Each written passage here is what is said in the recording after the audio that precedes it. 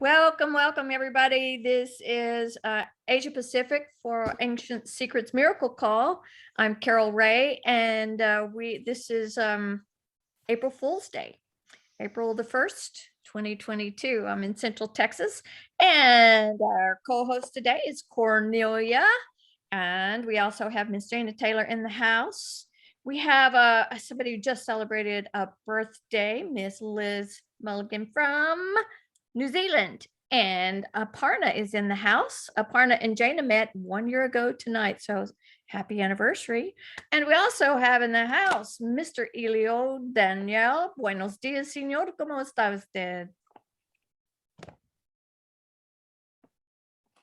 That was to you, Elio. You're muted again. You're muted again. I'm trying to be polite, no crinking on the phone over there. I said, I can continue in Spanish. It's okay by me. Oh, no, that's okay. My Spanish isn't all that good at all. Welcome, Mr. Ralph Brown. So good to have you, and Deborah. So this is going to be a fun night. We're all in a festive mood. So just want to take a few minutes to do some self-love, some calming from our head to our Hola, heart. señor. Say it again. Señor Gómez, ¿qué comes? Ralph. He's eating his dinner.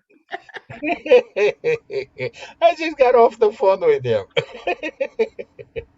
Good to see you again. Salud. Salud. Okay, so if you would hug yourself, put your arms on your shoulders. That one. Yeah, that feels not put. Yeah, there you go, Elio. So you're hugging yourself. Yes. I wanted the tight hug. Yes, get a tight hug. I am love. I am love. I am loved. I am I loved. am loved. I am at peace. I am at peace. I am at peace. Thank you. And then your arms, your elbows down and your hands out. I am loved. I am loved. I am love. I am loved. I am at peace. I am at peace. And as far out as you can reach, I am loved. I am love. I am at peace. And then hug yourself again. Yay. And then we're going to do a couple of marmas. Whoops, there's Lori coming in from Japan. Yay. So we're going to start with what do we want for this evening? And if you will put your index finger of your right hand and you squeeze it with your thumb and your index finger, create a little white frame in your right eye and ask, what do I want for this evening? Or this afternoon, or this morning, depending on what do you want in these next few moments for the next hour and a half? What do you want? And then do it 6 times on your index finger. Okay. And then for our let go, not let go, letting go of fear and letting go of ego, which are so vital to our happiness. So if you'll do your ears 6 times, 1, 2, 3, 4, 5, 6, and then a head squeeze with your palm on your forehead, your index or your middle fingers touching, and then stretch your hands out as far as you can and squeeze 6 times.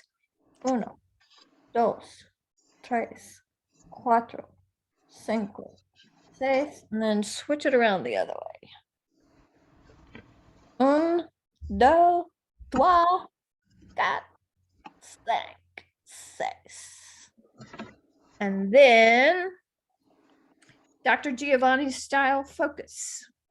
Third eye, just above the brow and below center.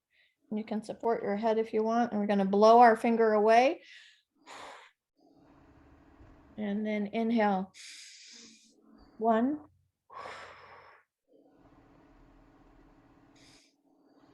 2, inhale. 3,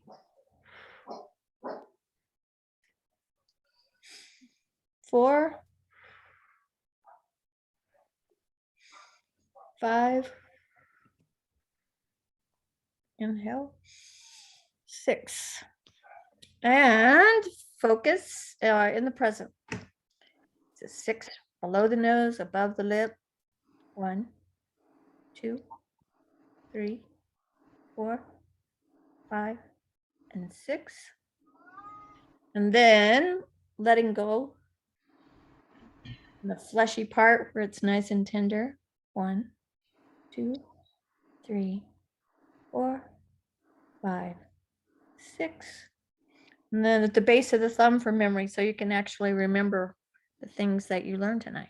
1, 2, 3, 4, 5, 6. And last one, just in case somebody is in pain, down from your ring finger on your left hand across from your thumb, and press that 6 times. Oh, that hurts.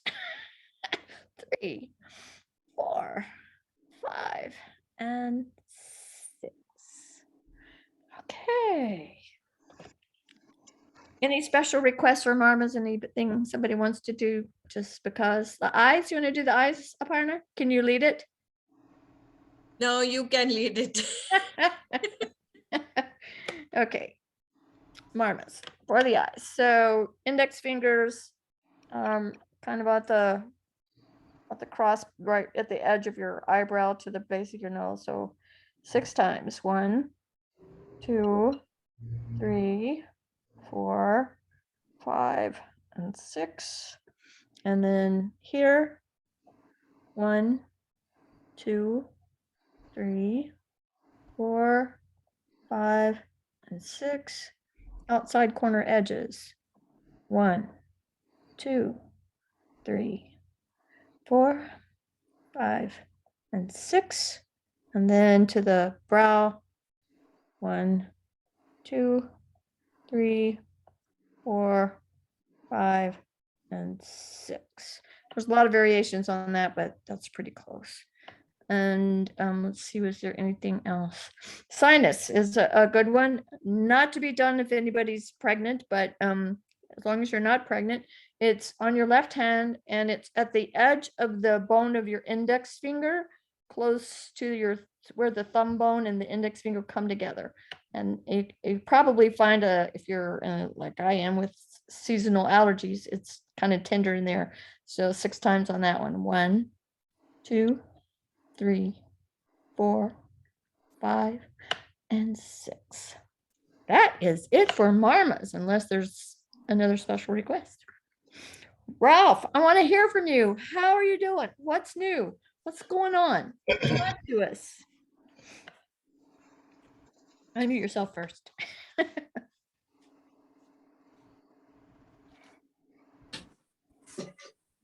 Just finished all my exams. I'm done. I'm just waiting to get my certification diploma. That's all. How exciting that you finished that. Yay! Well done. Tenacity. That's fantastic. That's exciting. And Yeah. so what's next for you now that you've got your exams behind you after you get your results? I got to study for a license with this mentor.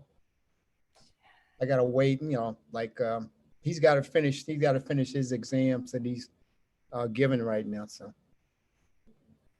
soon as the counselor and everything is straight, I'll hook up with him. I don't know how long that's going to take. It'll take what it is. I guess it is what it is.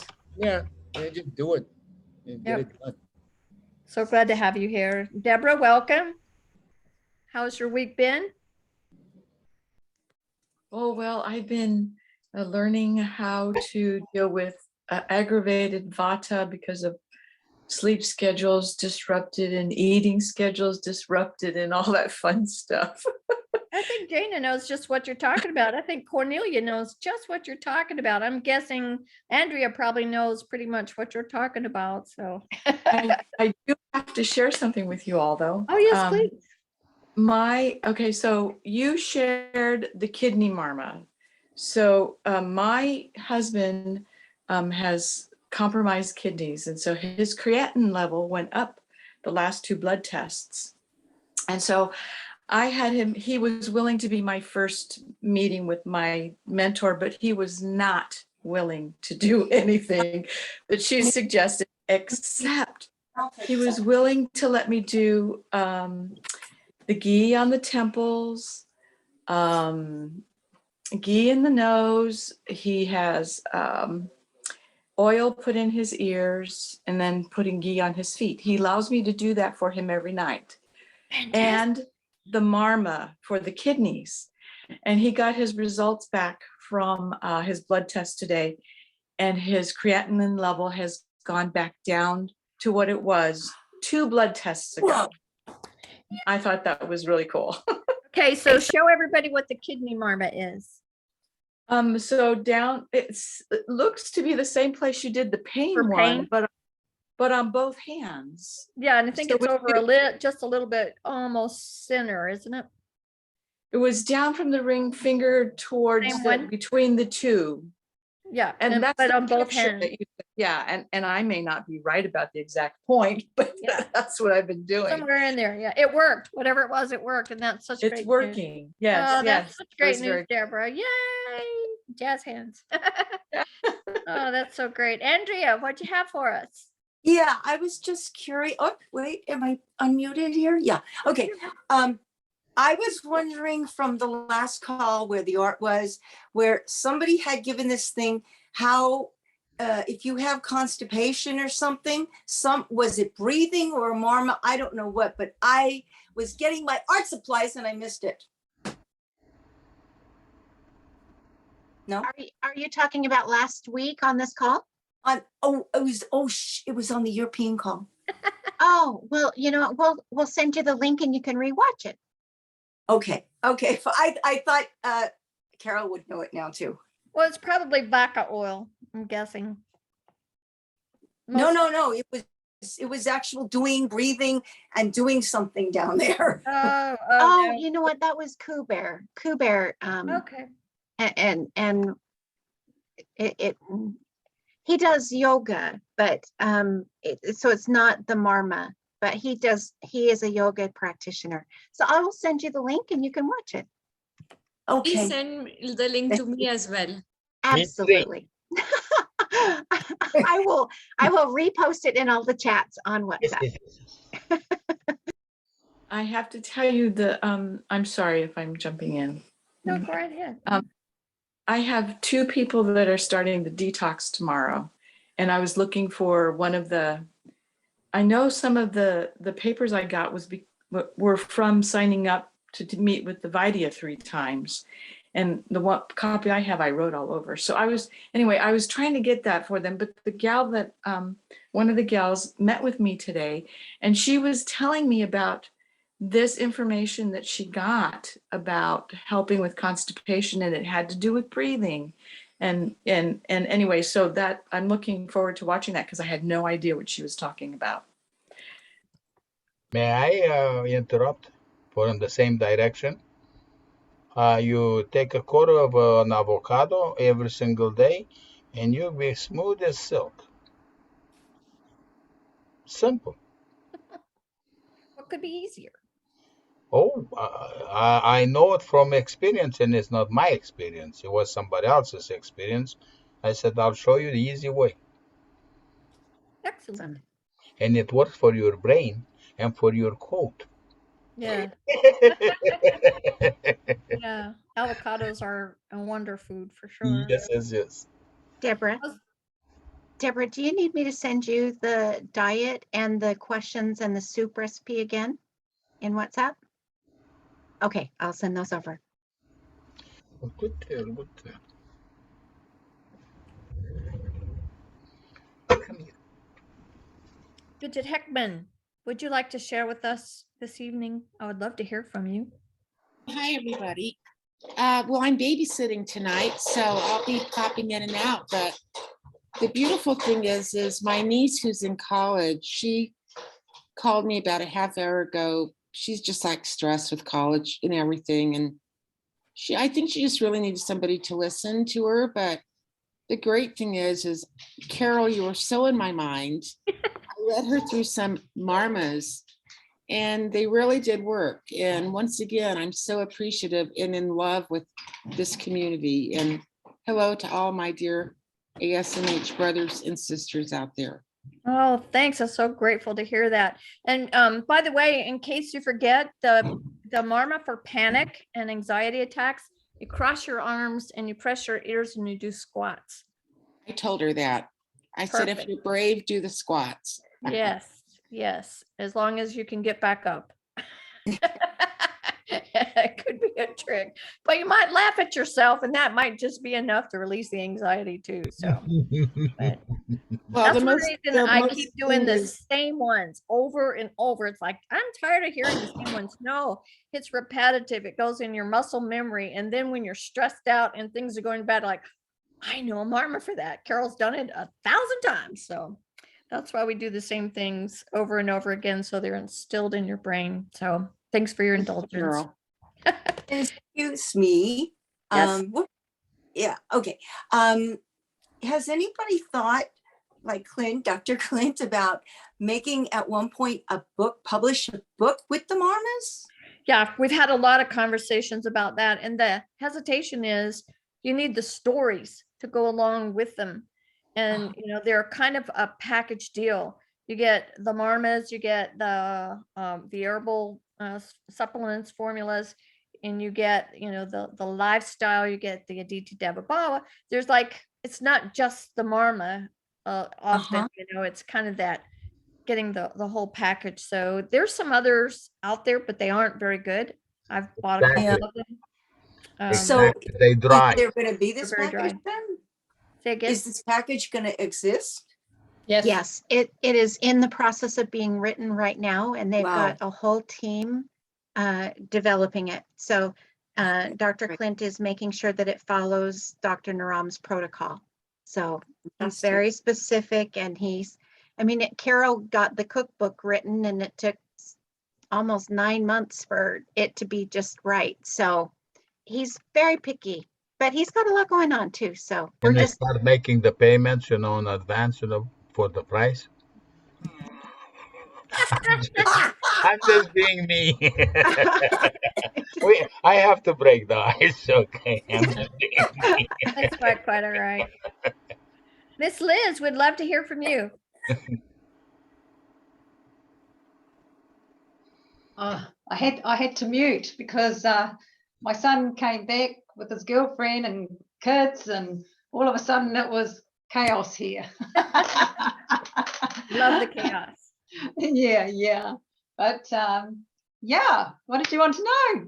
How did you celebrate your birthday? Did you do something fun? Oh. What's going on in your world? Well, it was just pretty quiet. Just had my own initial family because my son had the COVID. Even though he was well, we didn't want to bring my parents over or anything. So we kept it low key. But they bought me. They bought takeaways, so Chinese, and they bought a birthday cake. So I didn't have to do anything. I just sat back and I didn't even have to do dishes or anything. So that was lovely. And just everyone wishing me a happy birthday. That was just such the highlight. I felt really spoiled by Facebook friends coming through. It was really nice. So I was lucky. Yeah, I felt really, really blessed. Oh, good. So it was nice. And we might celebrate later on, have a dinner, have more of a dinner thing, go out to dinner. But actually, I didn't want to advertise it. I just keep thinking 60s just sounds so stupid. And, I'm just going to pretend it's just not even happening. But no, I'm proud. I feel proud. Okay. Got this far. Yes. I listen to Gary Malcolm's song all the time. I'm so grateful just to be alive. Yeah.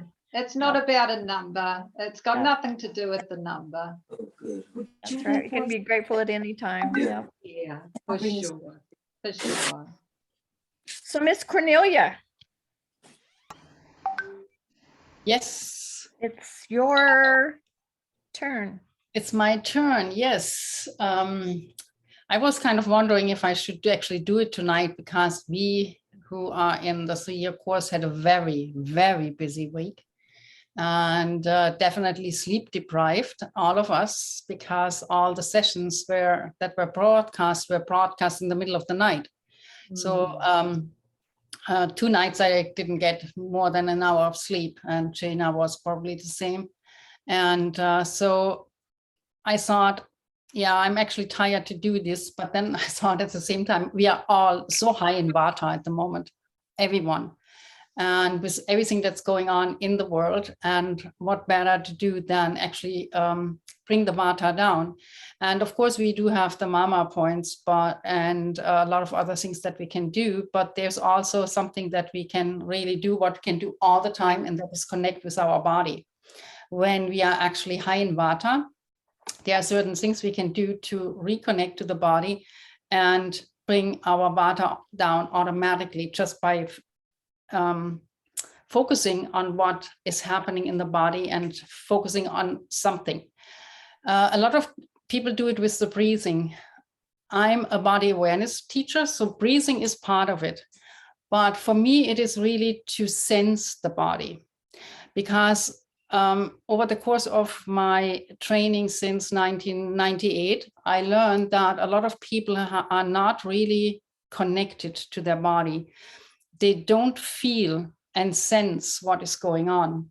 And when you start to focus on your body, you're automatically going out of your head.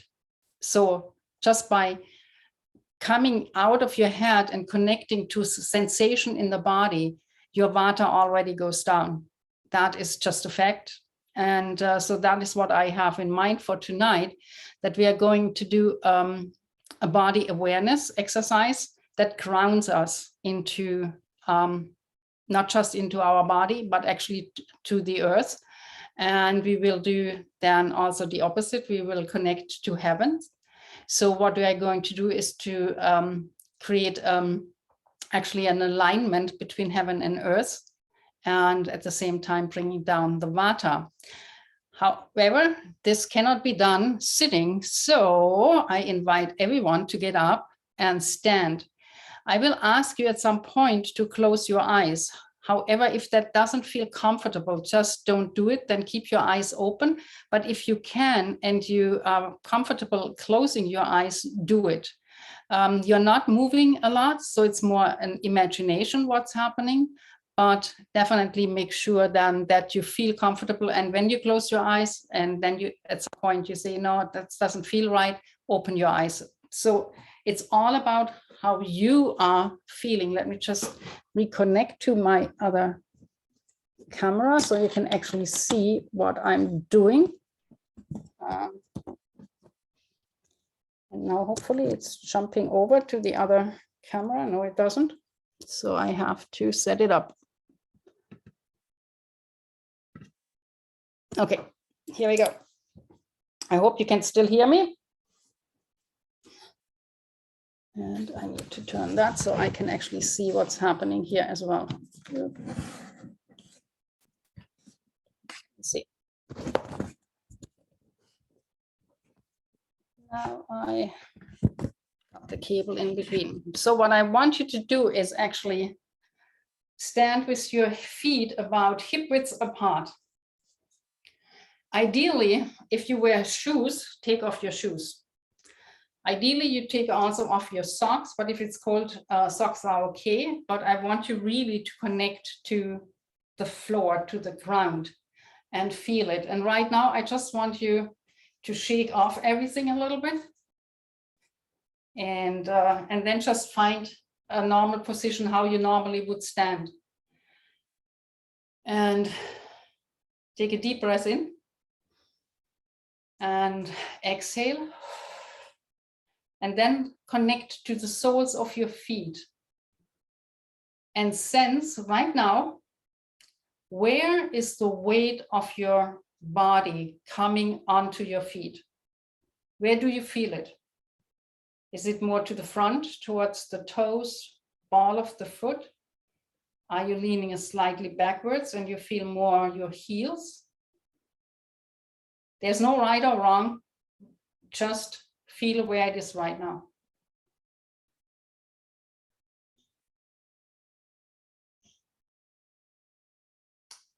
Okay, and then we start with, I show you if you want to check every now and then what I'm doing, but you can just listen to my voice and do it without looking. What I want you to do now is, once you have sensed where you are with your body weight, that you bring your body weight slightly to the front towards your two toes. So you're actually bringing more weight. You're leaning slightly to the front. And just feel how that feels when you lean slightly to the front. And then bring your body weight back to the center. And then you go a little bit further back and bring a tiny bit more weight to your heels. And from here again, bring your weight to the front so you're centered. And we go again further to the front, to your toes, ball of the foot. Just lean slightly forward and then go back over the center, all the way back to the heel. Like a slightly rocking motion, and do that for yourself a couple of times, back, front and back.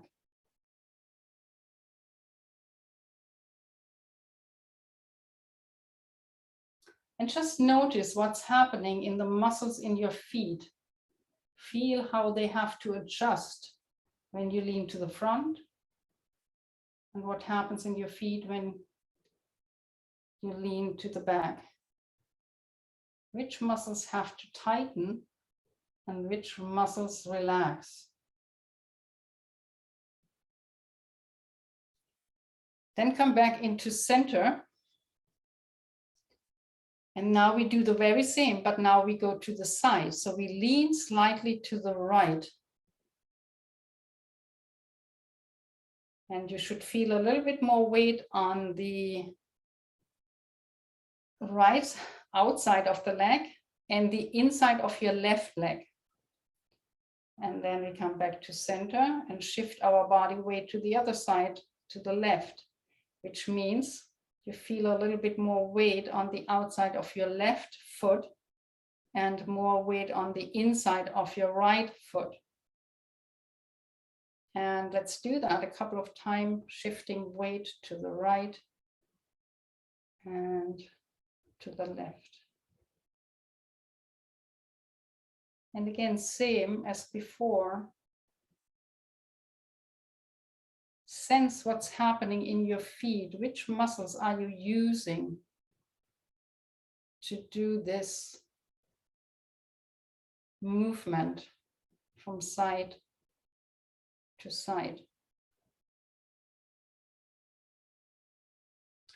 And then come back to center.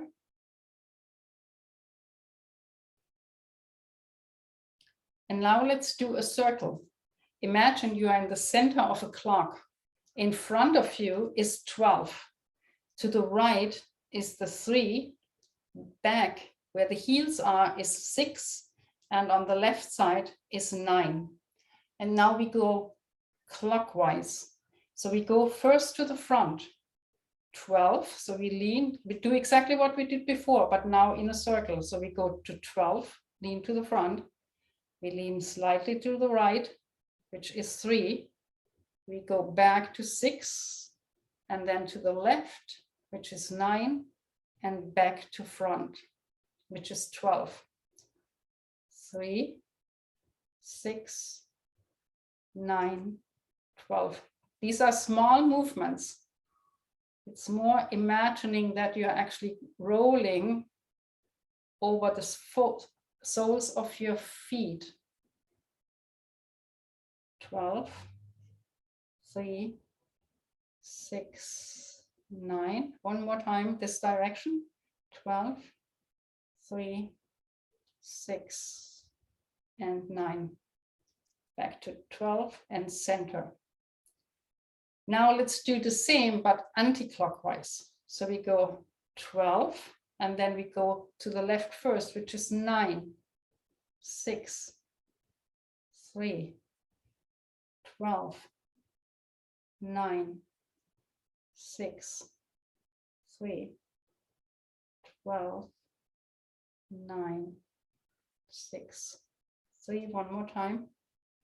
12, 9, 6, 3, and come back to center.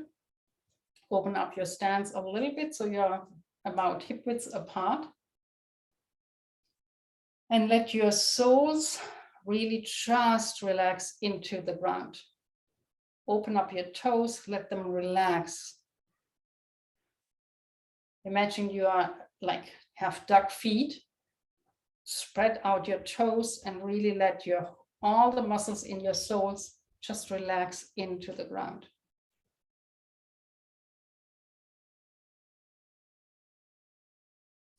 And now imagine a big, majestic oak tree.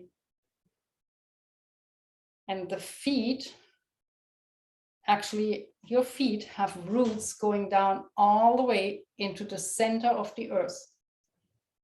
Imagine this big tree and then the long roots going all the way into the earth. Relax your knees and just feel your whole body weight dropping into the earth. Feel the connection.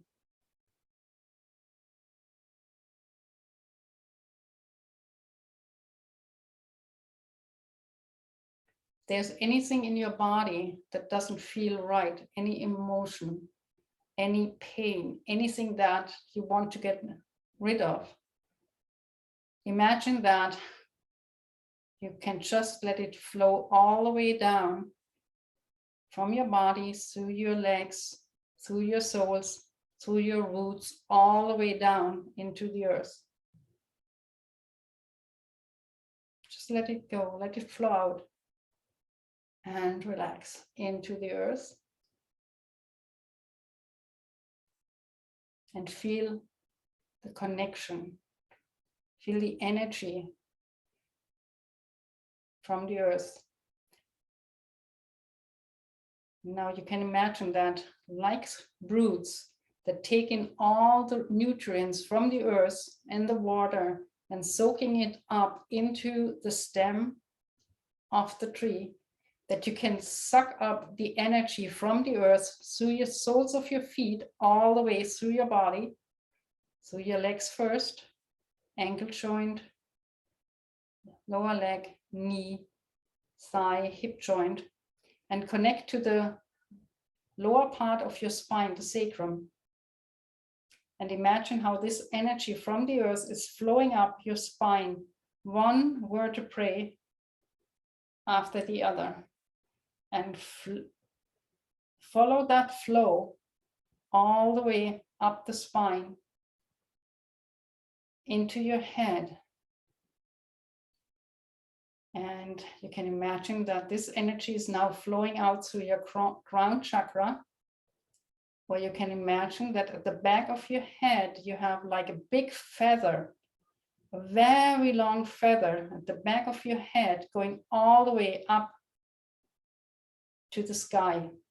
And this feather is so tall, so long, that it can actually touch the belly of the clouds up there.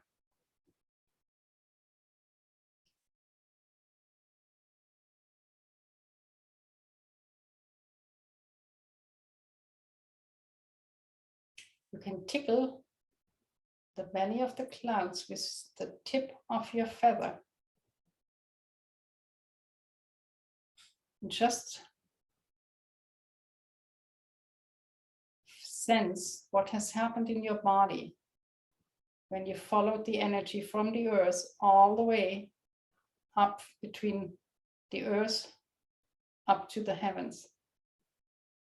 And now that you're connected to the cloud, imagine the energy from the heaven, from the clouds, going all the way through the feather, coming down, down, down into your head, going down through your spine, all the way down to the sacrum, dividing into both of your legs and going all the way down back into the earth.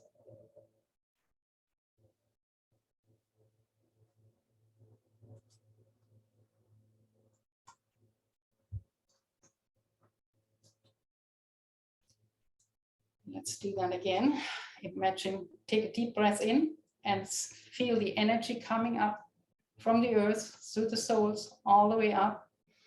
When you inhale, follow with your imagination that breath all the way and the energy all the way up into the heavens, up to the cloud.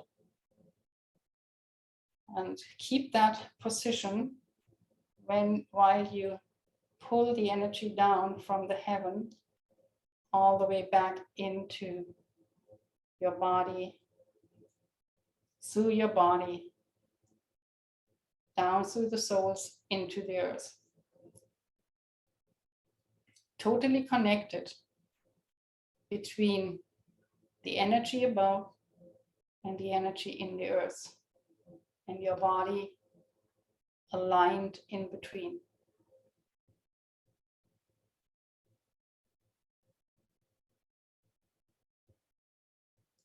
Now reconnect to the soles of your feet and feel how you are now standing. Where is the weight in your body?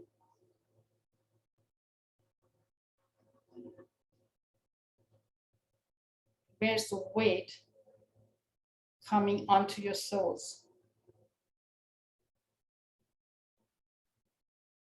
Again, there's no right, there's no wrong, just your sensation. Then take a deep breath in, open your palms to the front, take a deep breath in, bring your arms up over your head while you inhale, and then bring them down again. So we are doing a movement like that. We are opening up all the way, bring the energy down in front of you and exhale. And again. And one more time. Inhale, and then let the air flow out. Then you can open your eyes if you had closed them and just shake it off a little bit and feel your body relaxed, grounded, and the energy flowing through your spine. Okay, I turn off the sound for a moment as we have our sprayer here going through the garden. And in the meantime, you can all sit down and share what your experience was.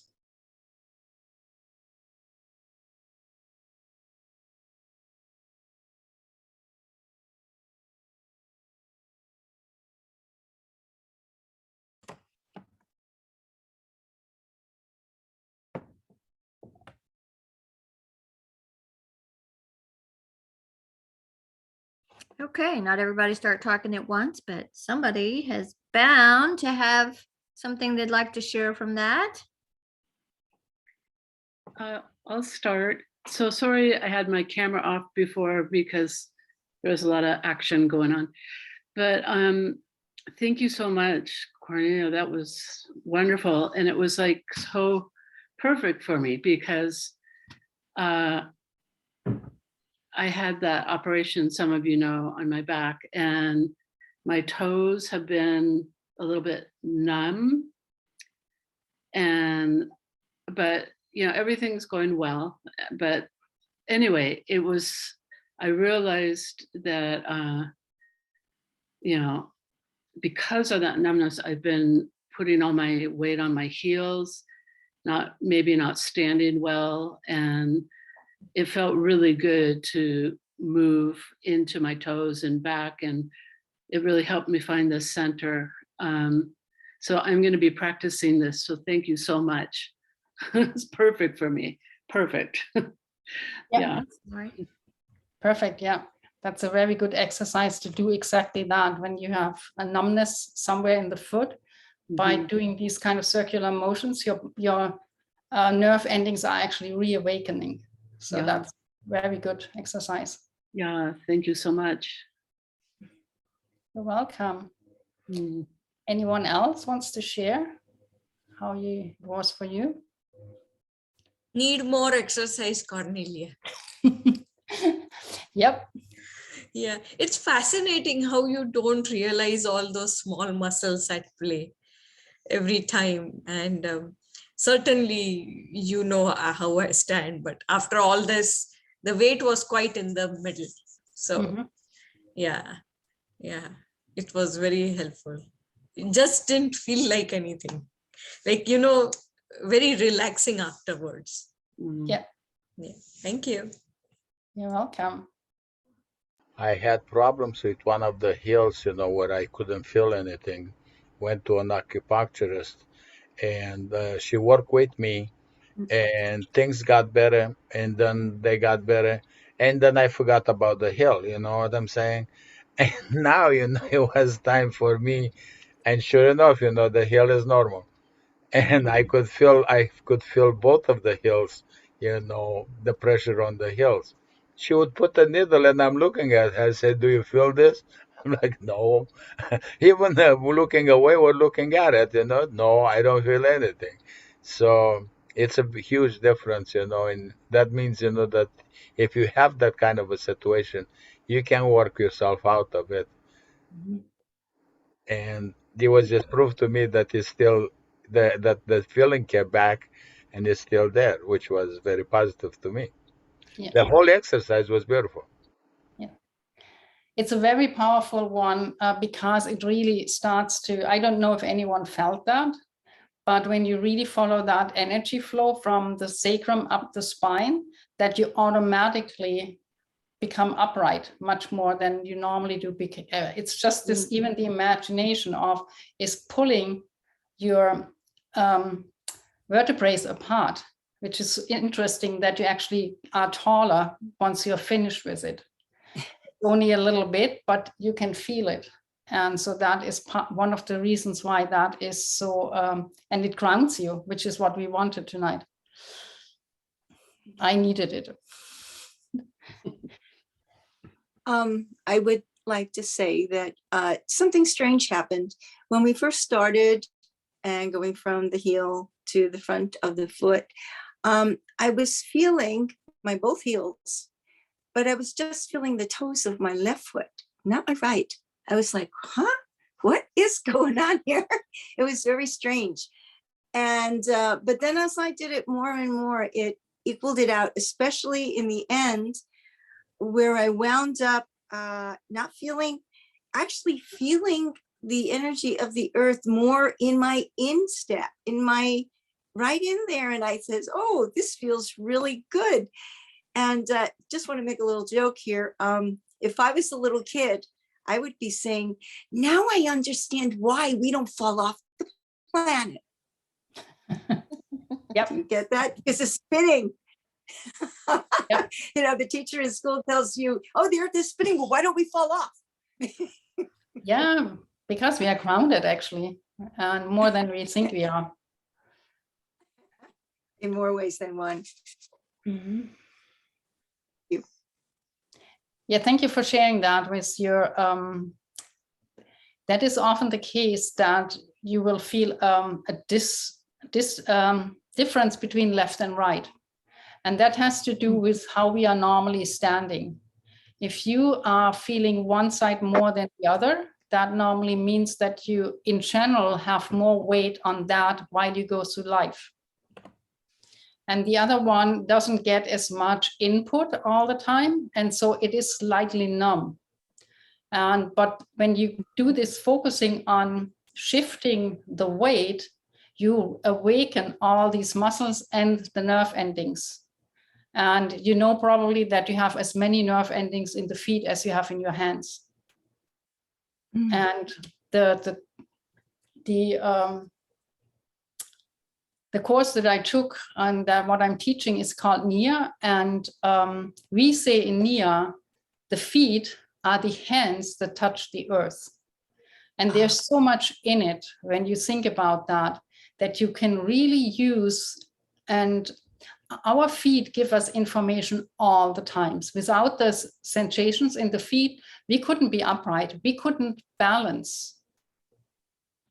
If you go through over a beach and you have these pebbles, if your feet wouldn't have all these nerve endings, you would constantly fall. But because they can, all these nerves and the muscles can adjust all the time, we are actually normally really safe when walking. But if you cannot feel one part, that is then when they are a little bit, let's say, neglected and they are not doing all the work. So, but doing this exercise, the clock is a perfect way to do it. And you can just do it for like 1 minute. Now that you have done it, just in the morning, even getting out of bed and do the clock in both directions for a moment, and it grounds you right away. And you walk through life and completely every day you walk differently if you start doing that. Cornelia, I heard from this man who was a scientist, a researcher, and he researched in energy and the energy in the earth. And he had gotten very, very sick for a while. And it's after having a lot of problems, he came upon the idea that he was not grounded. Because his science was for 30 years as an engineer to make the grounds for the internet, to make the grounds for all this stuff. But yet he himself was not grounded. And then what he said blew my mind. He said, when we're all walking around on rubber soles, we are not grounded. So Right. he was suggesting that people go somewhere. Even your flip-flops, most of them are rubber, right? So go somewhere and walk on the grass, walk on the ground, walk on the sand, because, you are not, and he's saying that it's causing, not only is it causing a lot of dis-ease, it's also causing, besides diseases themselves, it's causing pain in the body, not being connected to the earth. Yeah, that is so right what you are saying. It's actually, I read this science as well, because we do Nia barefoot. So all the dancing is barefoot. And the reason for that is exactly what you're talking about. We are then connected. And you are doing all your movements are much safer when you are actually on the ground. The energy can flow. You take the energy in. Every step you take is grounded, instead of, when you are in the gym, you normally have shoes on with rubber soles, and then you are, as you said, not grounded. And there is so much research on that and how it affects the joints, because the energy is also not flowing through the ankle joints, through the knee joints, through the hip joints. And that adds up over time. So a lot of the structural misalignments that we have come actually from wearing shoes all the time and not letting the energy flow through the feet. And so I invite you to go more barefoot. And if it's too cold where you are, wear socks, cotton socks. So you are not any kind of artificial stuff. Because again, that allows you to ground. But if you can go barefoot, you should. I'm in the Bahamas, of course. We have good weather. I walk barefoot all the time in the house, all the time. I only wear shoes when I go out on the street. But apart from that, all day long, I go barefoot because of that. I know what it does to my feet and to my energy in general. Very good point. Also, the other thing is, if you think about little children, I don't know about anybody else. When I was a nursery school teacher, the little kids want to take their shoes off all the time. Yeah. They wanted to run barefoot. They had a feeling that it was so much better to have no shoes on. I think that's it, ingrained in us. It is. I mean, when you look at the native people in all the countries in Africa, in Australia, and all these countries where they are still kind of in these more the tribals ones, they all go barefoot as much as they can. And the reason is not because they don't have shoes. It is really because they connect to the earth with that, just by walking on the ground. And you are right. Children would like to walk barefoot. I mean, my granddaughter, she's now 3.5. And from the moment she was, in Germany, it's often very cold, but she never wanted to wear socks. She's always barefoot. And luckily my daughter, they have, floor heating. So she can walk barefoot in the house, even in the winter, because she always takes off her socks. She wants to be barefoot all the time. Even in the winter, she ran out the other night, just a couple of months ago, she ran out barefoot in the snow because that's what she wanted to do. So she just hates shoes. And I guess she's one of those kids that likes also only the barefoot. And I would actually like, I don't know who of you has little children in your environment, children, grandchildren. The worst thing parents can do is to give their children flip-flops. Or what are the other ones, the Crocs or whatever they're called. It's the worst thing you can do, because when you really look at the structure of the foot, is that they, in order to walk in them, they have to do this with their toes. Yes. So what they're doing is they're constantly contracting the muscles in the foot in order to hold the shoes and walk. They never ever relax their feet into the ground. And this is the reason why more and more children at the age of 10, 11, 12, 13 have to go to the doctor because they have issues with their knees. It's because they are never relaxing their feet in the ground. When I see it here all the time.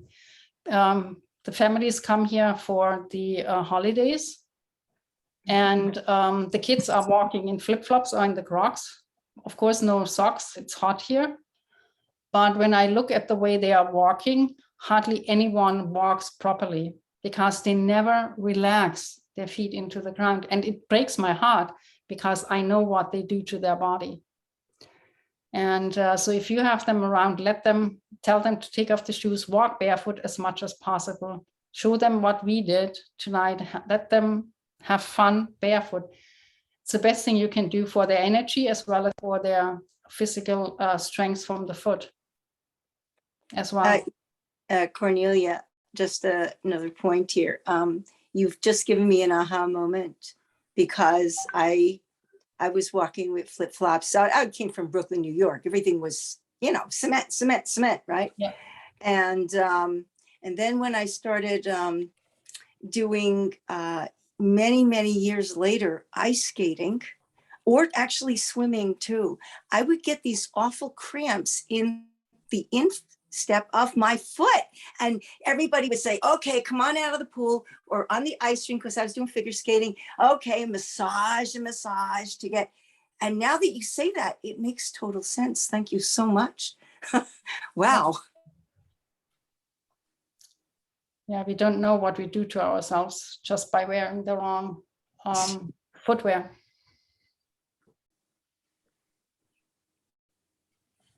Thank you so much, Cornelia. That was such a wonderful, wonderful exercise. I had never done that before.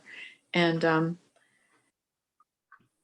it was obvious to me how unconnected I was to a lot of the energy systems, because I started to feel pain in my body that I wasn't connected to before. And yeah, so some more teas.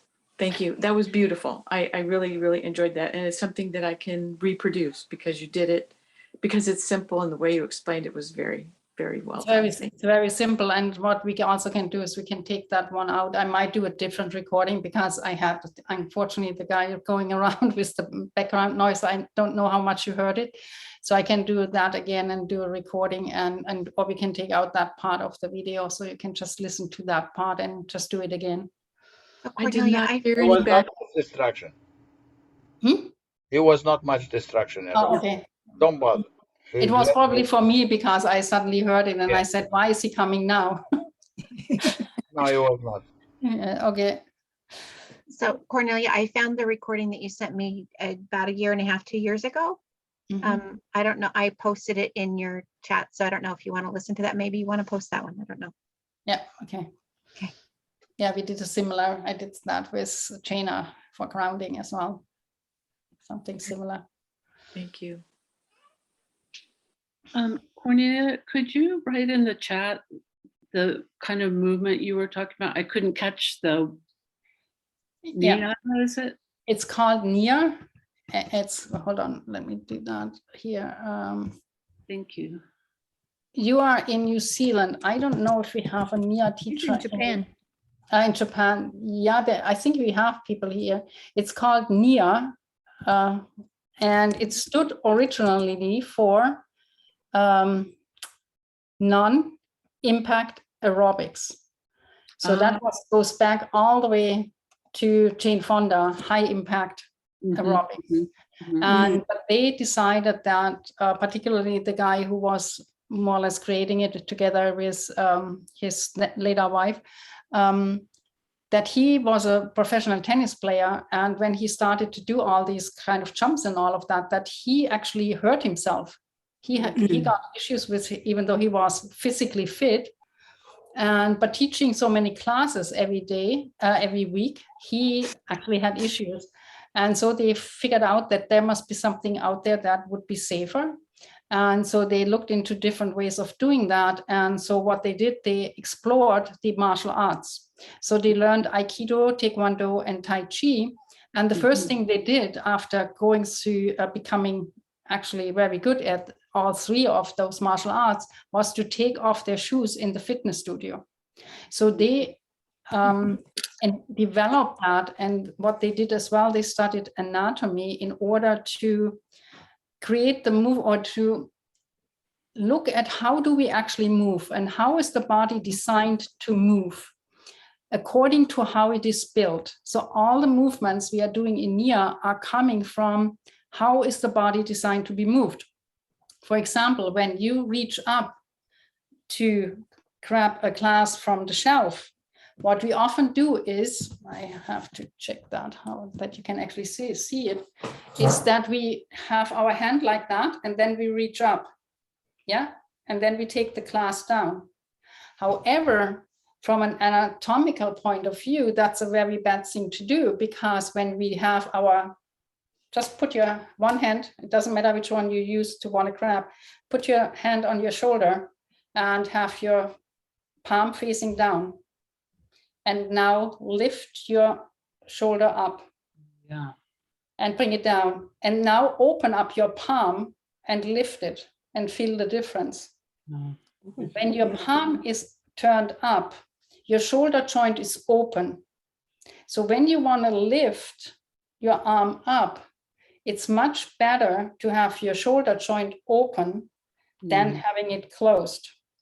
And just by using your arms in a way that you actually open your shoulder like that with your palms turned up, opens up your shoulder joint. A lot of people have very tight shoulders. So by looking at how is the body designed, that's how they created all the dance routines. And so all what I'm doing is actually based on that. And everything I did tonight is based on how do you connect, how do you sense? And it's all about body awareness. Can you feel the difference between what you're doing? Yeah. So Cornelia, isn't this the company, the dance company that you were exploring when you healed your shoulder? That was the one, yeah. And this is why I got involved in the whole thing, because I did one session with the originator, with Carlos Rosas, after being in pain, or actually I was in pain for 8 years. And I did one session with him, one workshop, one Saturday with him. And he did a lot of dancing, and it was really weird because he watched me.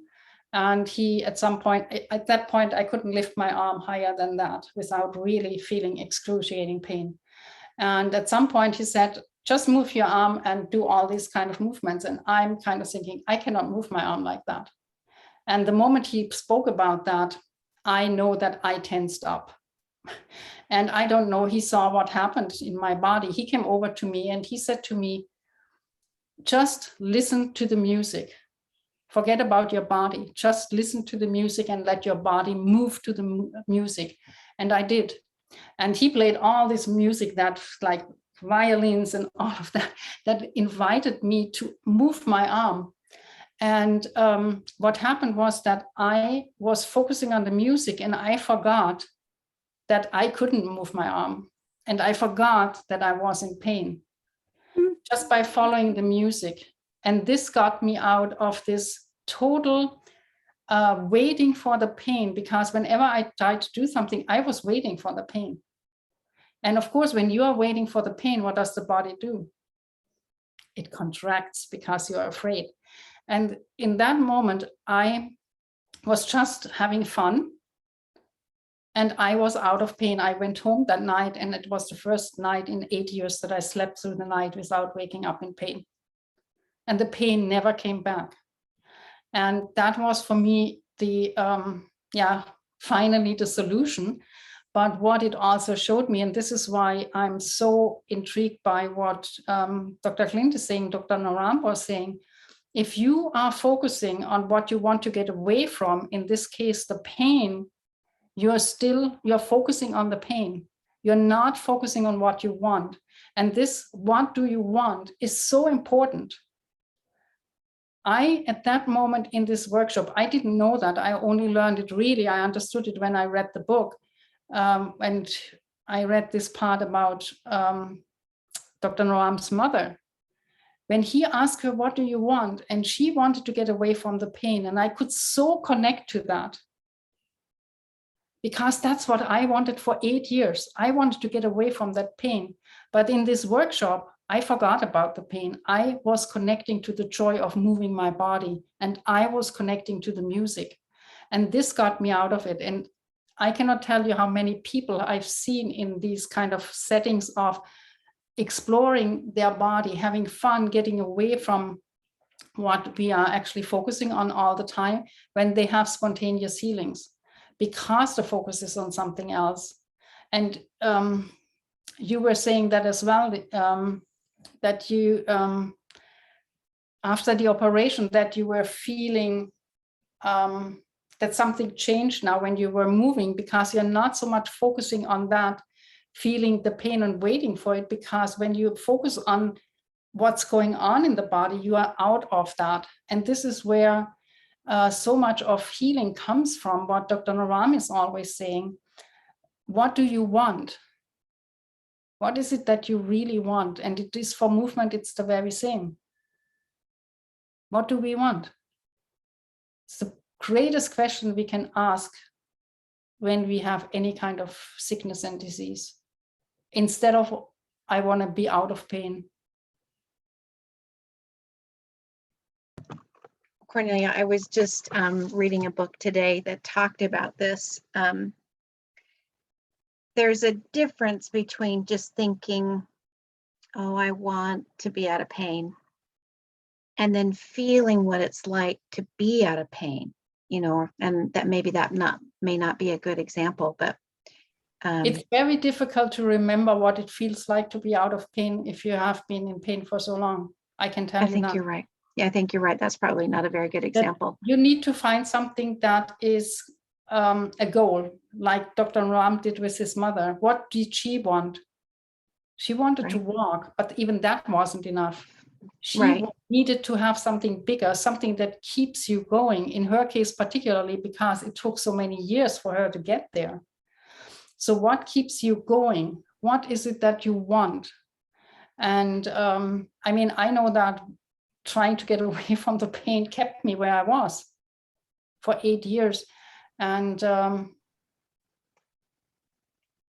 when I listen to all that is happening in our community and all these miracles, it's always when you snap out of what was before and you focus on something that you want, when you have something in mind, what it is that you want.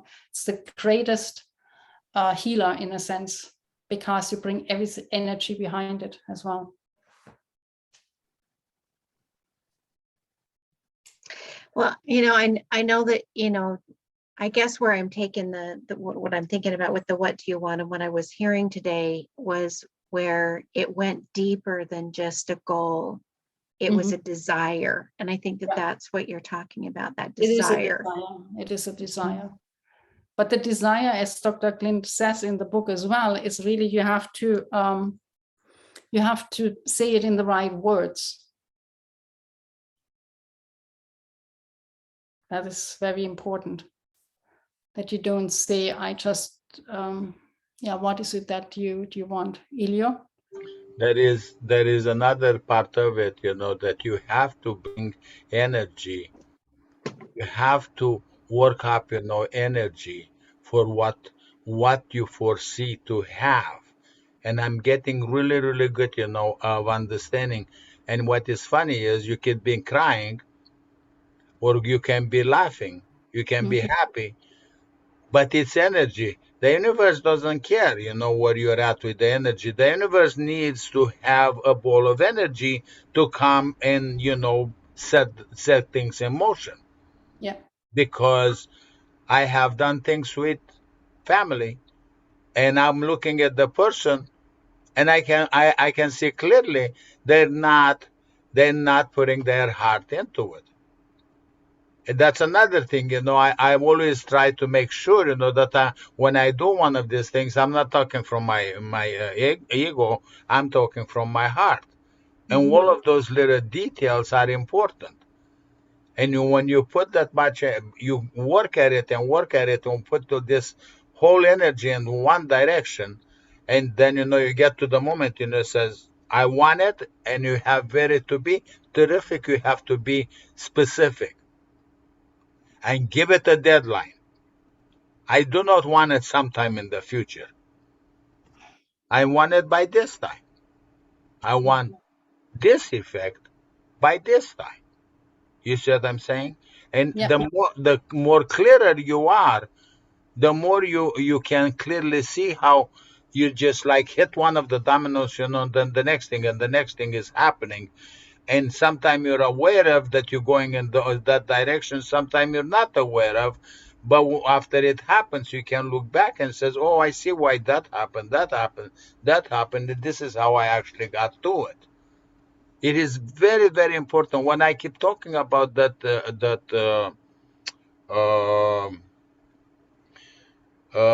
meditation, Dr. Stephen meditation, is like what he said about the soup. Is not the meditation. The meditation is helping. But the thing is what you do before and what do you do after what you want in the middle. It's a chain of events. The moment I went and I'm like, I'm grateful, that thank you, and this, and goes, no, I haven't done anything. You've done the whole thing, you just hit the jackpot, because that's why you did it so fast. You were ready for it, and I just put one piece of the puzzle in the middle of it, but I didn't do anything and not taking credit for it. And that's Dr. Steve, he's very humble and to the point. And the point is, that we all have the power, we are empowered, and we can do just about anything we can set our minds to. The thing is, to decide. That I mean decide. And when I say decide, I mean decide. It is what else. Well, I think you're making a very good point, Elio, because what I hear in what you're saying is that you've got to make the commitment. I mean, because you can have you want it, but if you're not willing to commit to it, then it's not going to go anywhere. And that's what I hear you saying. And you know, because I'm sitting here thinking, yeah, there's a lot of things that I want, but I am not ready to commit to it, you know? And Yes, so, but see, that is what I come with the decision, because by the dictionary, the deciding something means to cut out any other possibility. Very simple, straightforward. That means I do or die. That's the ultimate thing. I mean, it has to be that cut, straight cut. You know that I'm going to do this or else. yes, And that is one part of it, and the other part of it you can decide about it, but you see you have to have energy at the point that you want to put this ball in motion, you know. And his meditation, you know, deals with energy. You see what I mean? mhm, And what happens is it is not for one thing. You can focus on whatever part or whatever you want to use the energy for. It could be physical, it could be mental, it could be whatever it is. We all energy, everything is energy. You know, you just have to focus on what is that you want, you know. And yes, that the end of it is that what you do, you have to completely 100% let go of it. And I can explain to you something that I did, you know, that I wasn't even aware of what I did. But the thing, you know, with the 1 year class, I decided at one point, you know, that I cannot take the class. And I just completely let go of it to the point of that I didn't look for the website. I didn't look for anything. I just cut all. I said, I'm sorry, I'm out of it. I don't understand why, because this is what I wanted all my life. But it is what it is. I have to take care of what I have to take care of right now. And that's not part of the scam, you know, the scheme of things. And then as you saw, you know, the way it unfolded right in front of your eyes, that you know, things move and move, and I'm like, am I into this 1 year class? He says, yes, you're in it. And I'm like, I cannot believe it. I have goosebumps right now. I'm like, wow, I'm in the class. And I was extremely happy. But what did I do? I let go of it. I didn't control it. yeah, I love that you're surrendering. And Yes, that's what you give it. Cornelia did. That's what Cornelia did when she was in the class. She I was surrendered. dancing and she surrendered to the music. So Mm. she allowed her body to relax To and relax. Very to beautiful surrender. comparison. Very beautiful comparison. The other thing is, you know, that when I did with the heart, I got to the point that I said, I nothing can fix this. It is me. This is the test for me that I have to do it. But once I realized that that is a how should I say, a test, you know, a challenge for me, and I said this cannot be done from the outside. But even though it was for me, I went and I sat down and I said, I need help. And I manifested that by asking the classroom, you know, I said, I need energy. Mm. Remember? First time in Mhm. my life. Yeah.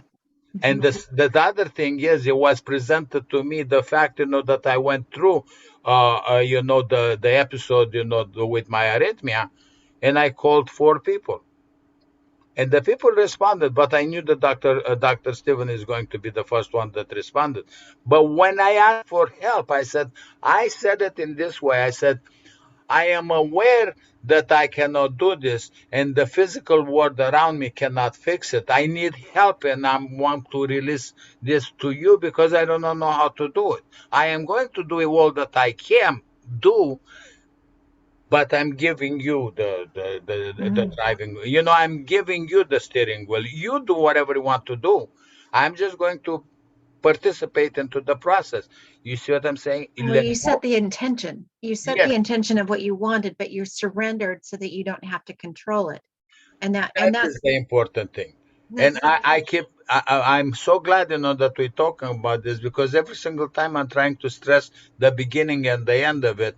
Since then, I cannot tell you how many things I manifested. And I get them I'm getting them one after another. It's like, I want this, you know, the next thing, you know, it happens, you know. And it is just fantastic, you know. It's like pushing the buttons and just things are happening, you know, they going your way. I want to share this. I sincerely, from the bottom of my heart, I'm not bragging. I want to share this. Maybe it clicks in your head, and you have to realize that all power is right here. Yeah, you know what I find? That people hear much better when you share your experience. So Yeah. your experience of the arrhythmia, Cornelia's experience of the dance, Mhm. your experience of, the class. When you tell your story, people get it more without having to say, you need to do this. They just do. Yeah. So, One more yeah, point is that you have to be grateful for everything, including the negative. Including the negative, because I found out that just about every single time something negative happened, after it happened, I said, thank you for it. And then I find out, that what happens is it was a step in the way for something good to happen to me, but the step had to take place. My car yes. got crashed. And I laughed my head off, the people says, what's wrong with you? Why do you laugh? I said, because the insurance company is going to pay for the car more than what is worth it. And to this moment, I'm still laughing. They Elio, you, they pay 3 times, the amount of money, that, and I'm going to fix the car. yeah, I love It is that. the most amazing thing, you can possibly imagine. I was on vacation. I was having a good time, and I just like, don't worry about it. It's going to Well, be taken care of. And it did. Elio, you bring up such a great point. Dr. Clint, when he very, very first started the Miracle Game, he just started the calls. He based the calls on the 3 principles.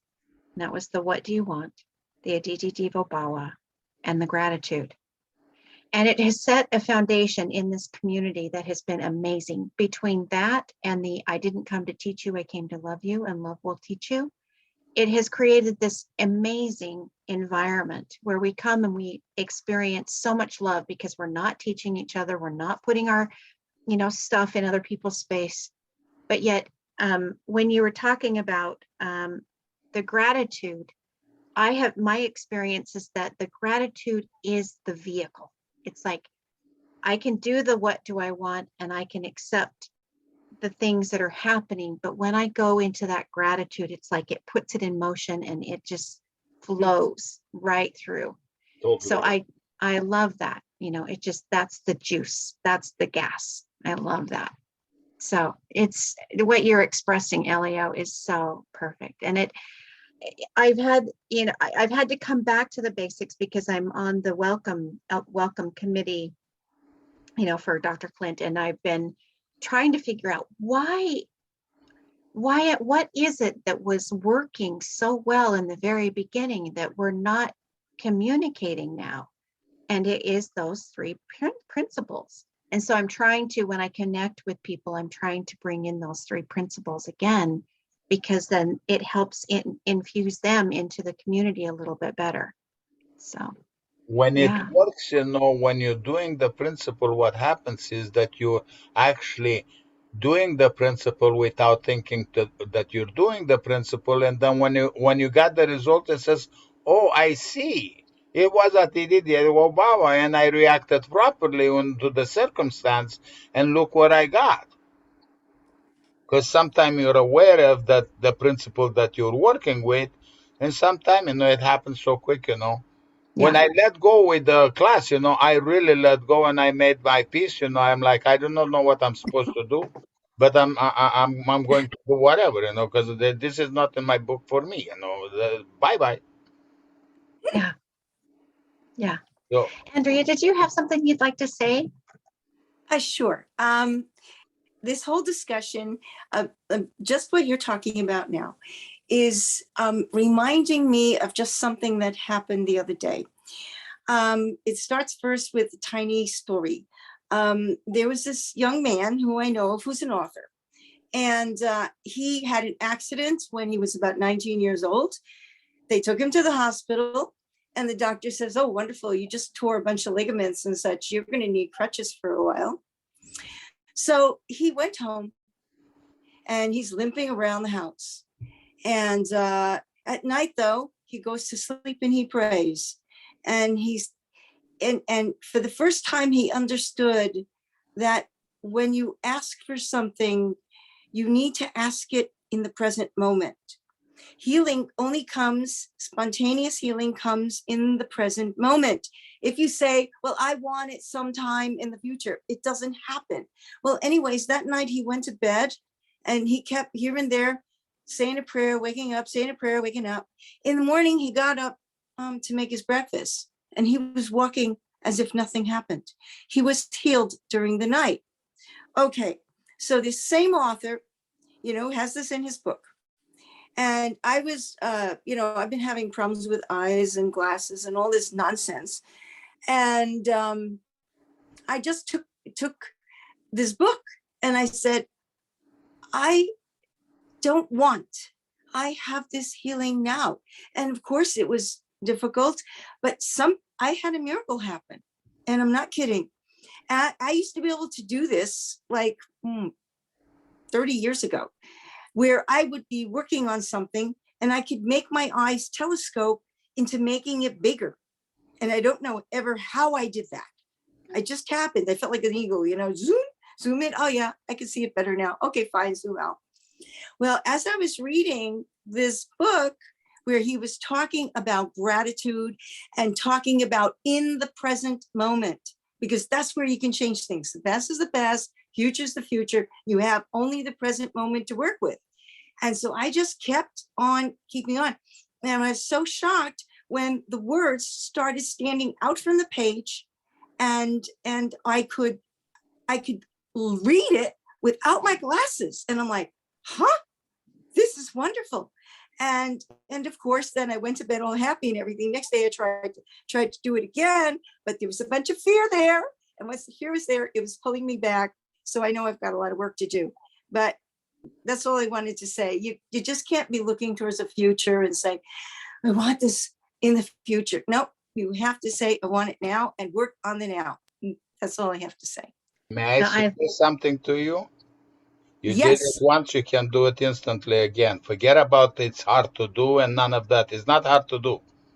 You I did it understand once, you're that. going to do. You just make up your mind. You put your energy together, and it says, "This is one other one," and just let it happen. These people. This. I went to the to take a test yesterday, and the doctor looks at me and she's when I finish, and he says, "This is amazing." I read the chart, from one end to another, both eyes equally, and I used to have glasses. My eyes got better and better, and the guy is like, wow. And he sees my glasses on me because everybody sees that I have glasses. But he says, why are you having the glasses? I said, because every time, that I feel, that I need the glasses, I use the glasses. I respect my need. You see what I mean? And that's why I never stress.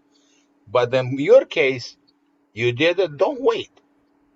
When you get out of here, take 10 minutes, take a deep breath, and just do it. I have 3 words for you. You What- can do it. You did it again. Yeah.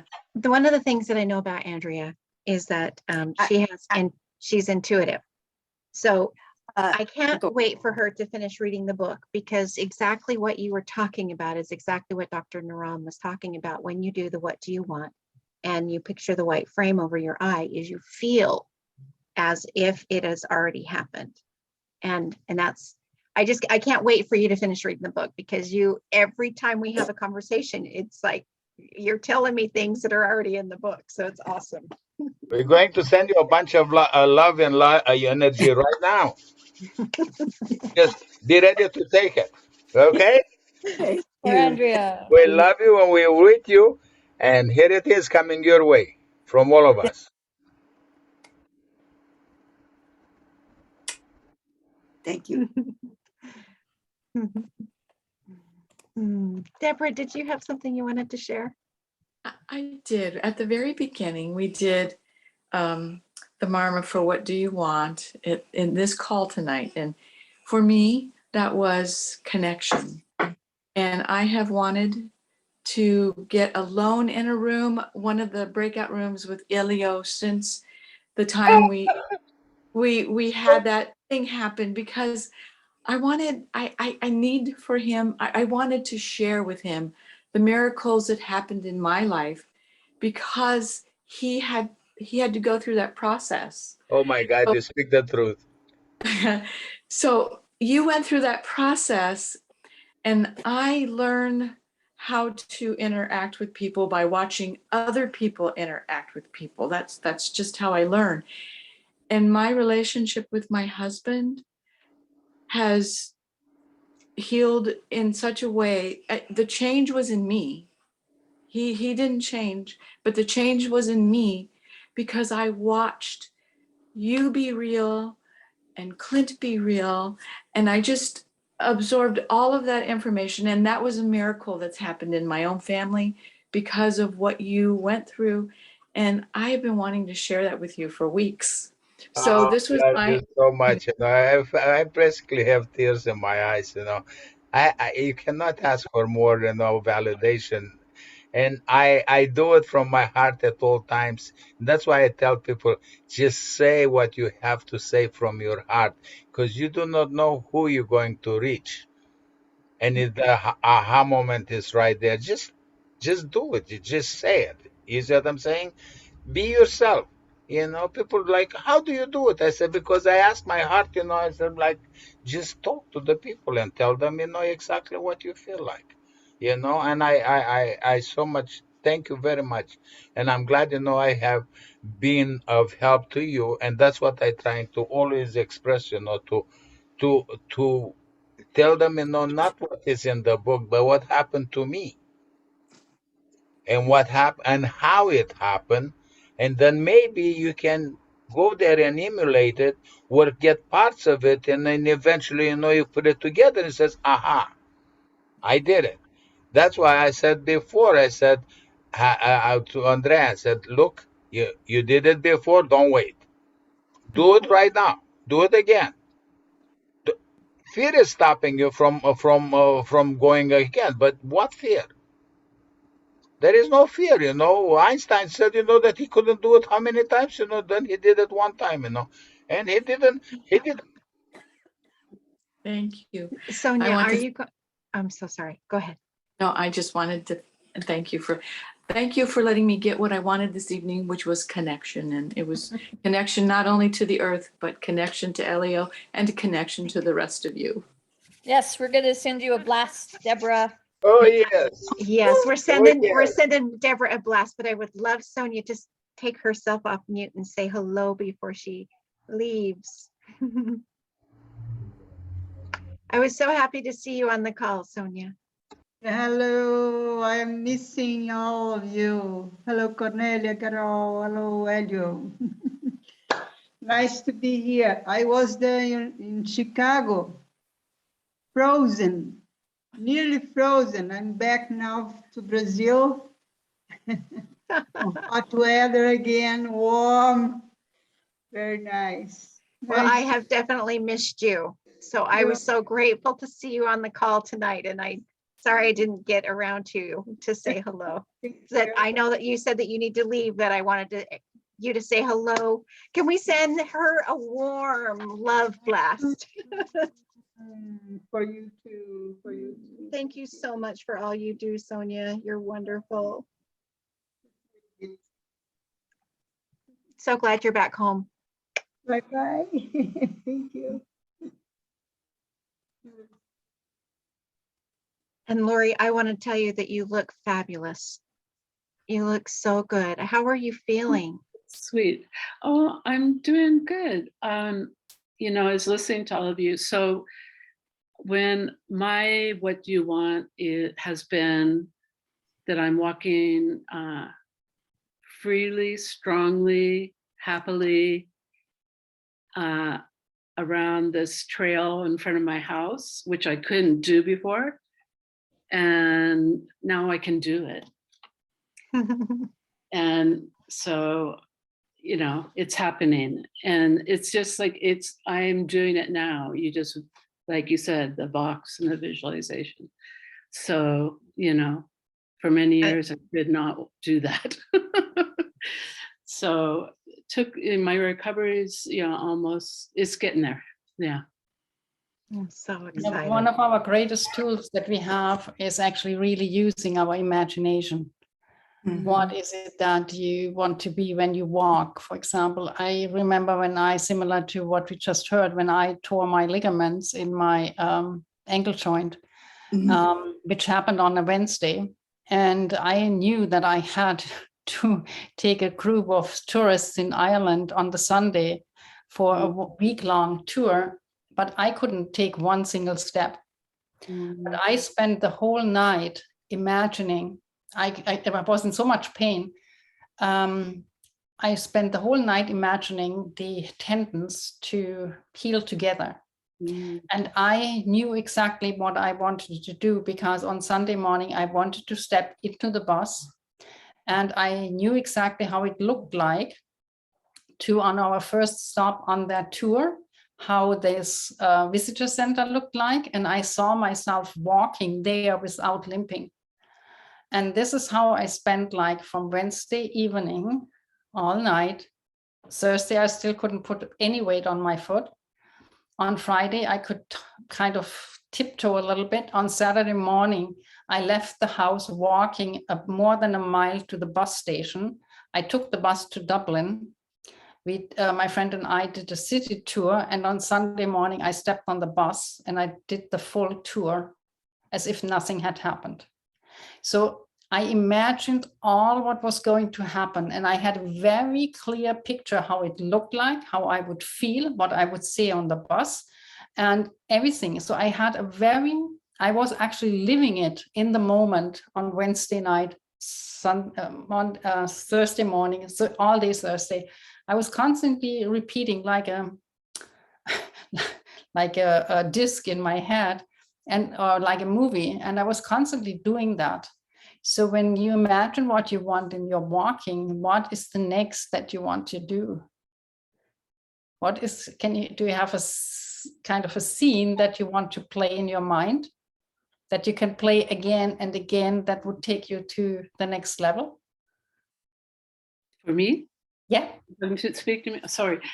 Well, yeah. So now I've started a new sport, Nordic walk.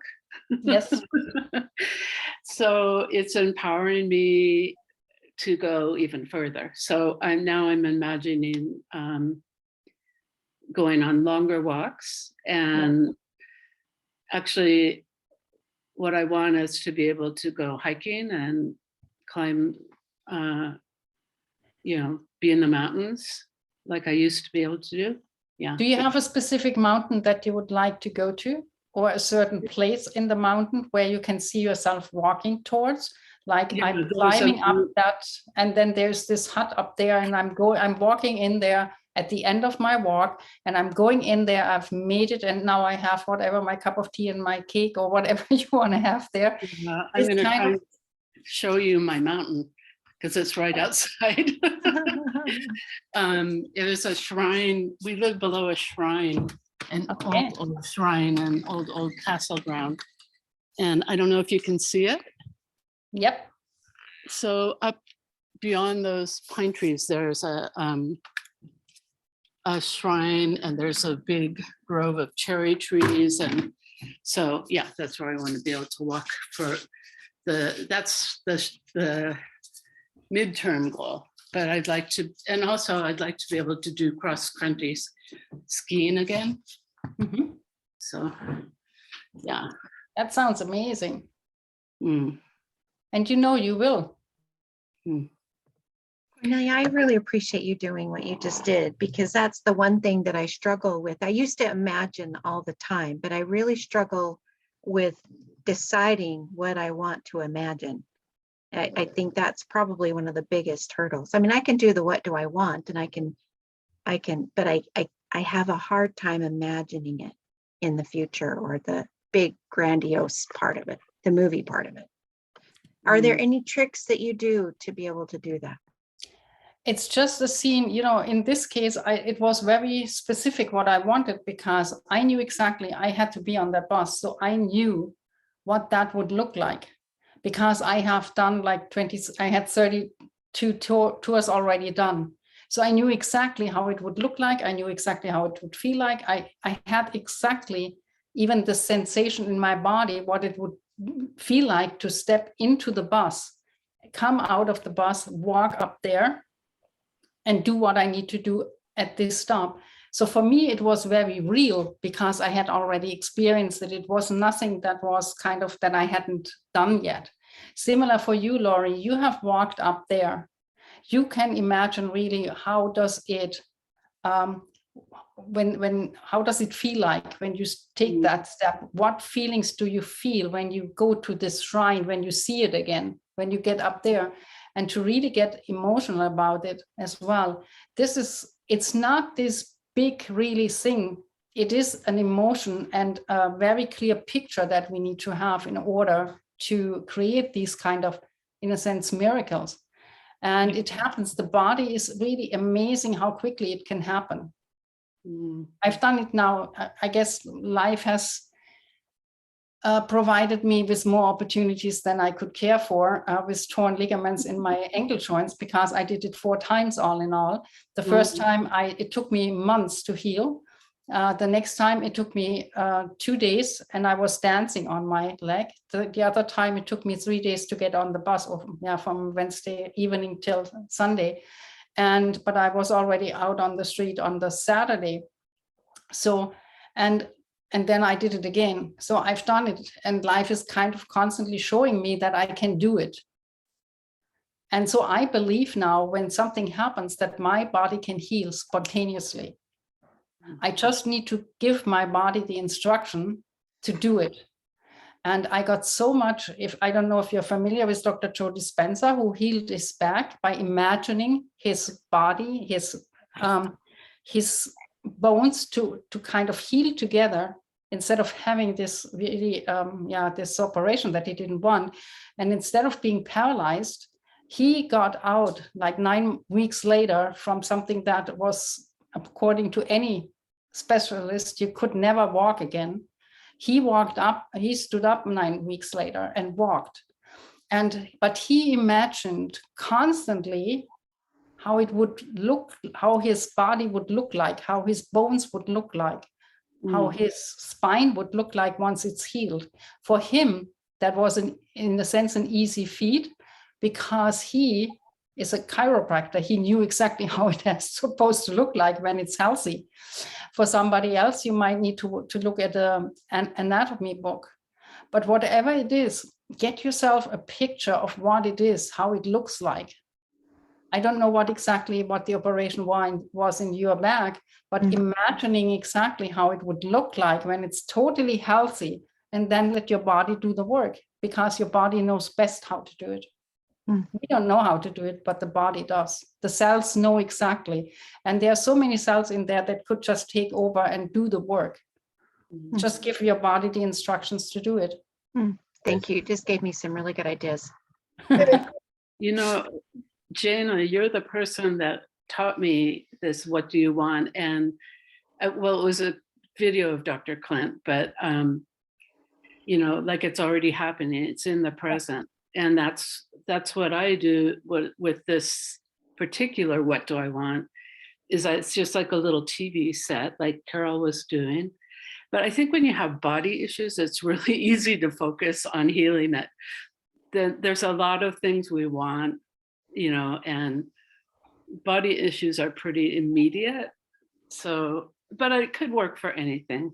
Well, you're speaking to it just perfectly, because you're, you know, the body is physical and very present. Whereas, you know, a lot of times if you're, you know, thinking about, you know, for me, I'm thinking about how my business should be, how I should run it, or should I do it, or should I do something different? And it's difficult to kind of land on that futuristic belief. And so I think it would be better to do what Elio is saying, is for me to envision the way that I want to feel or to live in the future, and then just surrender it and allow things to kind of fall into place. And one more thing, you said the magic word, and that is decide. I have a problem deciding. And what happens is when you're having a problem deciding, it is your ego that is tripping you over. You're not thinking from your heart. Mm. What I said to you, I said, I'm talking from my heart. And I cut the ego out of the business. I said, I don't want to hear from you. You are doubting yourself, and you're having all kinds of mind games. Been there, done that. And you cut all of those things out. He says, no, I'm not listening to you. I know what I know, and it's going to be the way my heart is telling me, not the way you're telling me. You see what I'm saying? You can have this Oh, conversation, wise, but wise words. yeah, you cut the conversation. When I get into a call, and I know that I'm going to speak, it takes me 30 seconds, and I just put my hand on my heart, and I ask myself, to speak the truth from my heart, and for all the practical purposes, it's coming out right. I cut the other part out of the way, because the day that I had that nice talk with Dr. Clint, if I would have spoken from my head, I promise you, you guys would turn off the microphone. Yeah, yeah, yeah. I was not in no mood Yeah, to yeah. compromise. I was amazed when I came out to the other end, and the microphone didn't get turned off. I'm I, like, wow, that was a win situation, just to keep myself under control. You see, so that's what I'm saying. You need to truly talk to yourself and talk from your heart. And when you make a decision, don't just do it. My three words, just do it. Decide on it and just do it. When you manage, and especially you manage a business, you cannot sit there for hours on end twiddling thumbs. You play the odds. You take a direction and you see where it's going. An airplane flying from LAX, to Hawaii, 90% of the time is pointing in the wrong direction. This is an absolute fact. But what happens is the pilot, just a little bit at a time, keeps turning that airplane, and it lands over there on a dime. If he would be falling asleep and not doing anything, the thing would be off course, 300 miles, 600 miles. I mean, imagine at the speed of the airplane. That's what I'm sincerely trying to tell you. That you see, just let it happen, you know. He's going to get there. You picture, he says, I'm going to go to Hawaii and I'm going to land on this airport. So what is it that Dr. Clint always says, that Dr. Ram says, is knowing is not knowing, knowing is not doing, doing is doing. And that's what I hear you telling me is just don't know it, just do it. Just do it.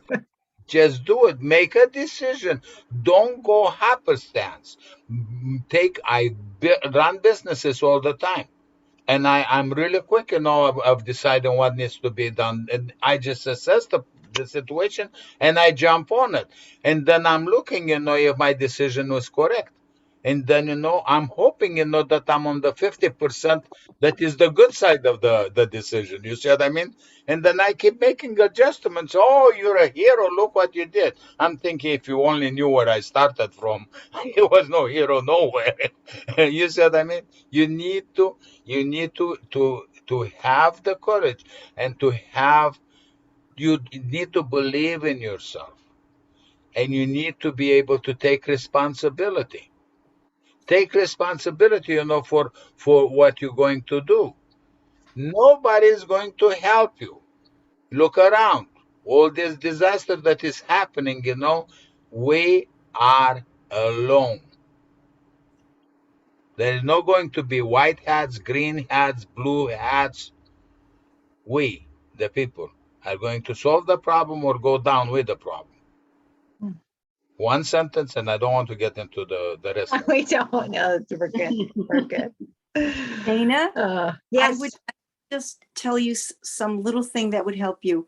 First of all, did you know that 80% of the people, and I looked this up because I have trouble seeing something. I can think about it, but seeing it, that's why I play with my hands. And then something comes, creativity, the muse, the artistic muse, right? However, this is a fact. A good friend of mine had the opportunity to walk into a studio where they were training Olympic skiers. This was years ago. And they had all these probes on their legs and on their arms. And they had the computers set up and they showed them the course.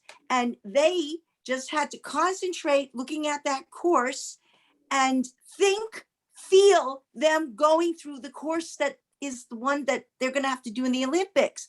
Well, the most interesting thing was that all the muscles in their arms and legs and body was moving as if they were really skiing.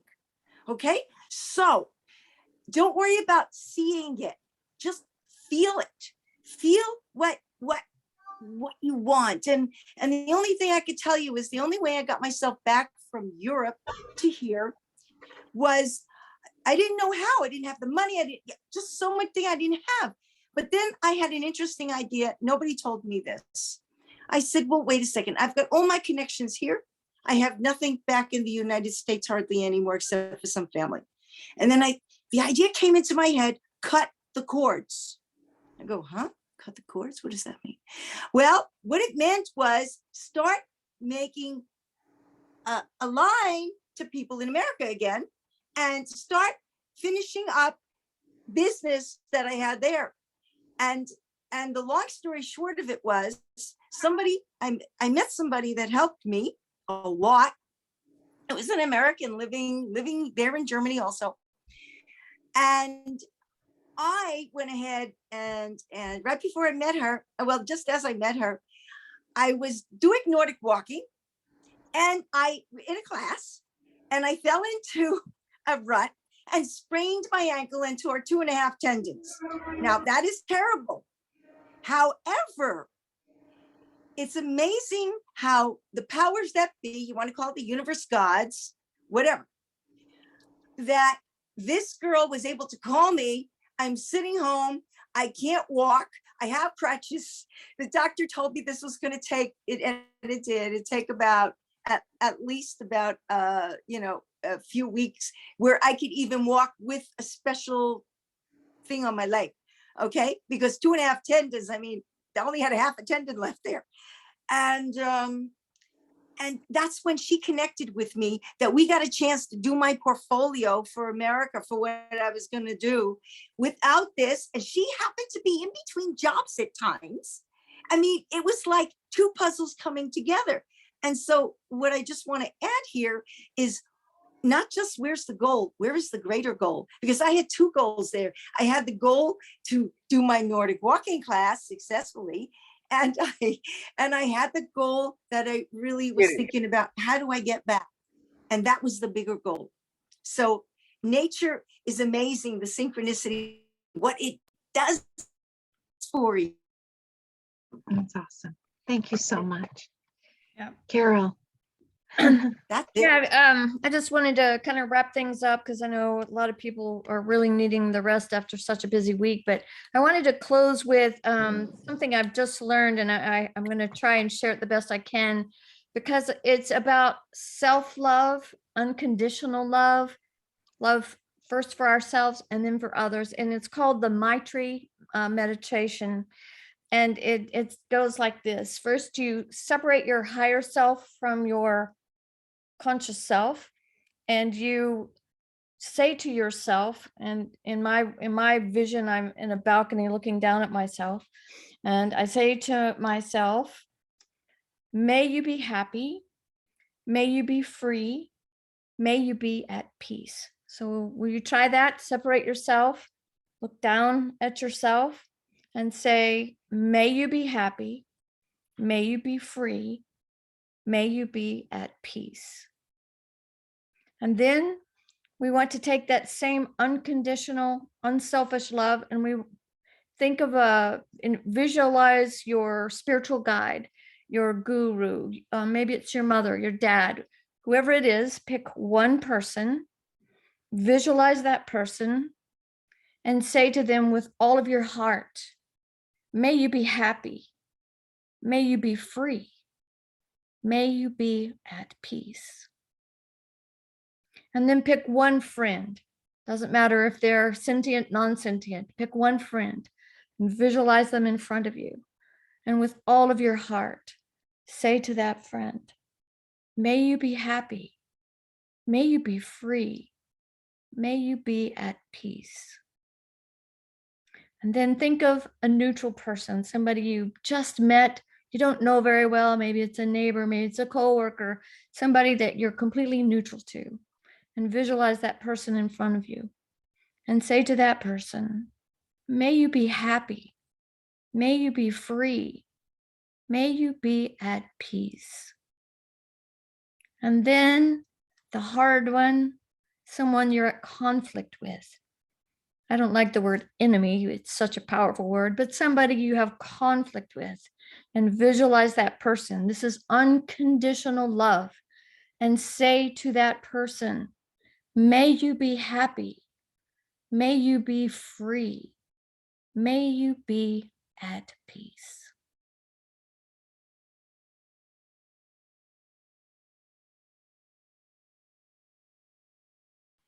Beautiful. I am loved. I am love. I am at peace. And I'm so grateful for all of you tonight. It was a beautiful call. Such great sharing. Elio, it was awesome having you here. I wish we'd heard a little bit more from a couple of you, but we're always glad that you're here. And we hope that we'll see you again Sunday. We'll have a great call. I believe it's live from Nepal, or not Nepal, from from India. We did the Nepal one. And so if anybody has any last remarks. I just want to say thank you to Cornelia. Thank you, thank you, thank you. You're She so did a welcome. beautiful job. I just wanted to know when is the miracle experiment going to be in May? Anybody know yet? I think it's the 3rd week of May, around that. But it'll be announced, right? It will be announced, yes. I think we start on a Monday again, as far as I know. So that must be, let me check. May, that is Dr. Naram's birthday. So it's probably on the 16th, 15th or on the 16th of May. As far as I remember, that is the date when we start. Okay. I Thanks, everybody. want to thank you, everybody, for having such a great time with all of you and so much wisdom shared. And I wish you the best of everything that you do now and forever. I would like to ask Cornelia and Carol, where do you where do you put these links, to these calls? To this call? To all of them, the calls in general, because I'm getting lost between so many websites. Okay, so we need to probably find a space where we can all, in which groups are you in? Because normally we share them in definitely on the Asia Pacific. The link should be there. For the European call, it's in the European group, definitely. But they should all be shared in the Love and Healing, if you're part of that group. And the link is always the same. The times are the only thing that change. I know, but the recordings, the recordings. I've been missing, times, on today, thanks to my friend Ralph, he put me on place, that's why he appeared also.